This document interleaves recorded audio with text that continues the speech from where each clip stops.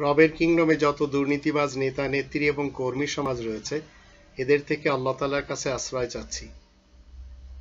সম্মানিত দর্শক এবং শ্রোতা বৃন্দ, আপনাদের সকলকে জানাই আসসালামু আলাইকুম ওয়া রাহমাতুল্লাহ। আপনারা সবাই জানেন আমাদের দেশের সবচেয়ে বড় চোর যে নাকি জনগণের ভোটকে চুরি করেছে, সেই কিনা বলছে ভারতকে যা দিয়েছি সারা জীবন মনে রাখবে। মনে রাখবেন,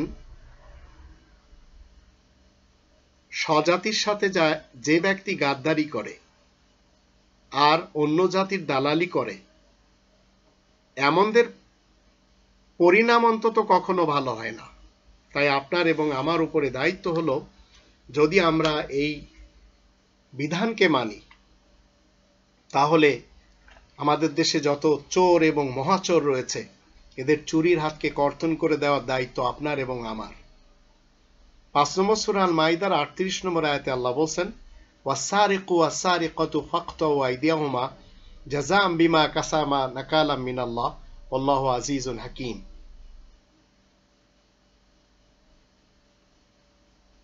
যে কেউ চুরি করবে, চাই সে পুরুষ কিংবা নারী হোক, তোমরা তাদের চুরির হাতকে কর্তন করে দেবে। এ হচ্ছে তাদের প্রতিদান আল্লাহ তাআলার কাছ থেকে আদর্শ দণ্ড হিসেবে, যা তারা কামাই করেছে তারই। আল্লাহ মহান, পরাক্রমশালী ও পরম কৌশলী। আপনার ঘরে একজন চোর এসেছে, ক্ষুধার জ্বালায় আপনার ঘর থেকে কিছু চাউল চুরি করেছে। আপনি কি ধরে তার এই হাত কেটে দিবেন? না, তার চুরির হাতকে কেটে দেন, তার ক্ষুধার জ্বালা নিবারণ করে দিন। এটি করেছিলেন হাজী মোহাম্মদ মহসিন। দেশের ভোট চুরি করে দেশের প্রধান আসনে যিনি উপনীত হয়েছেন, গণভবনকে নিজের ভবন হিসেবে ব্যবহার করে যাচ্ছেন, তাকে আপনারা সবাই মিলে সেই জায়গা থেকে জায়গাচ্যুত করে দিন, সেই আসন থেকে আসনচ্যুত করে দিন। কারণ এই চোরের সাথে রয়েছে আজিজ, বেনজির, সাফিনুল ইসলাম। এরা সবাই ভারত প্রেমী। এদের উপরে এখন জাতির অভিশাপ লেগে গেছে। আল্লাহ তাআলার গজব নিয়ে এরা ঘুরে বেড়াচ্ছে।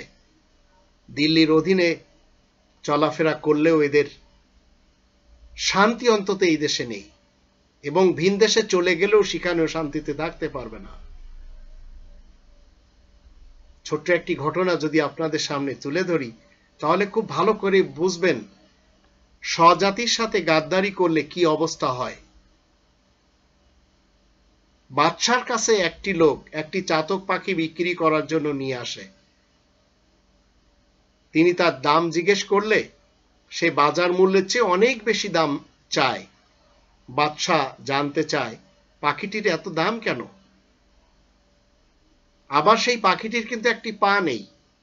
লোকটি বলে, মাফ করবেন জাহাপনা, দেখতে সাধারণ পাখির মতো হলেও এর একটি বিশেষ ধরনের গুণ রয়েছে এবং একটি বিশেষ ধরনের পাখি।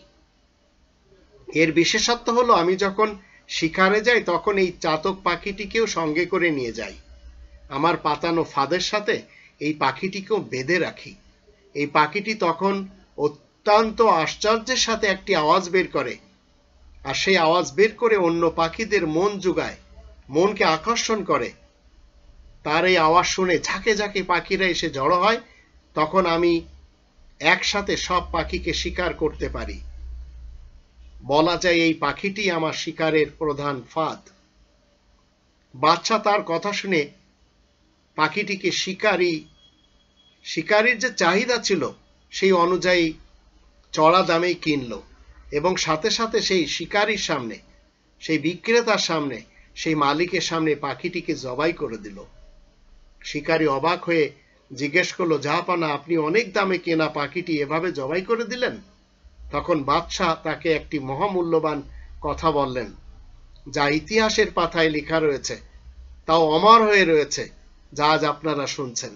তিনি বললেন, যে অন্য জাতির দালালি করার জন্য তার স্বজাতির সাথে অনায়াসে এমন গাদ্দারি করতে পারে, তার এই পরিণতি হওয়া উচিত।